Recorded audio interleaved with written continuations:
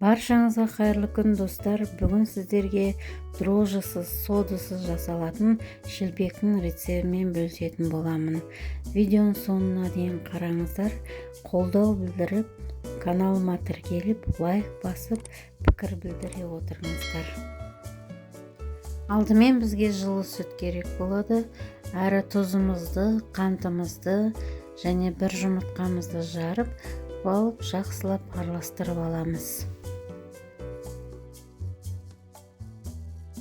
Електен өткізіп алған ұнымызды шетінен салып, нанымызды жұмсақ қып елейтін боламыз.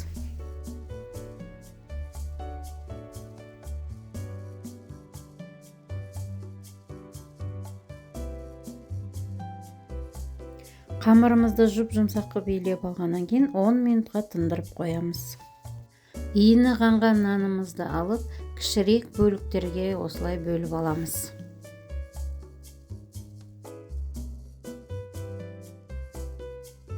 Әрбір бөліктерді видеода көріп тұрғандарыңыздай қолымызбенен осылай доңғалақтап аламыз.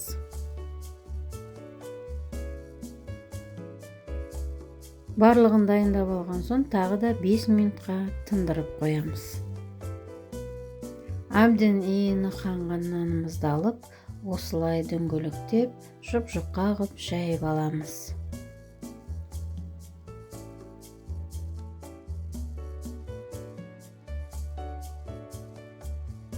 Асып тұрған майымызға шелпегімізді салып, екі жағын бірдей қызартып пісіріп аламыз. Бірінші шелпегімізді пісіріп алғаннан кейін екінші шелпегімізді саларда 2-3 секунд өткеннен кейін салуымыз керек. Сонда шелпегіміз майды өзіне сіңіріп алмайтын болады.